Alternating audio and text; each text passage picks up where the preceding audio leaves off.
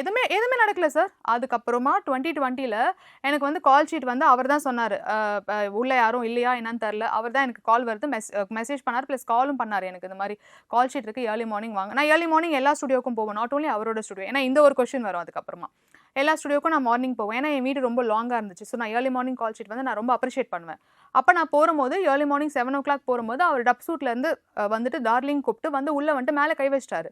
எனக்கு ஏன்னா early morning call sheet யாருமே இல்ல. வேற ஒரு டப் சூட்ல வந்துட்டு சவுண்ட் இன்ஜினியர் தூங்கிட்டு இருக்காங்க. டபுள் டோர் வேற, கத்துனா கேட்காது. அதனால நான் என்ன பண்ணேன்னா, ஓடி வந்துட்டேன். ஏன்னா எனக்கு பயம் வந்துருச்சு. ஏன்னா ஏதாச்சும் ஆயிடுச்சுன்னா என்ன பண்றதுன்னு சொல்லிட்டு. ஓடி கீழ வந்துட்டேன் நானு. கீழ வந்துட்டு என்னோட ஃப்ரெண்ட்ஸ்க்கு கொஞ்சம் நீங்க யோசிச்சு பாருங்க அந்த சிச்சுவேஷன் எப்படி இருக்கும்னு சொல்லிட்டு. எனக்கு நான் வந்து என்னதான் சேஃப்கார்ட் பண்ணணும்னு தான் பாப்பேன். இப்ப கூட எனக்கு நினைச்சா ஒரு மாரி இருக்கு அந்த சூழ்நிலை வந்து. அப்புறம் கீழ வந்துட்டு நான் ஃப்ரெண்ட்ஸ்க்கு ஃபோன் பண்ண உடனே, இல்ல வீட்டுக்கு வா பாத்துக்கலாம்னு சொன்னாங்க. அதுக்கப்புறமா நான் வீட்டுக்கு வந்து போய் எல்லா கால் ஷீட்டையும் நான் கேன்சல் பண்ணிட்டு போயிட்டேன். அதுக்கப்புறம் நான் எந்த வொர்க்கும் போல. கம்ப்ளைண்ட் கொடுத்து கோவிட் எல்லாம் ஓகே லாக்டவுன் லாக்டவுன் ஆயிடுச்சு. ஓகே ஃபுல் லாக்டவுன் எல்லாமே. யாருமே எந்த வேலையும் பண்ணல. எல்லாரும் வீட்ல தான் இருக்கோம்.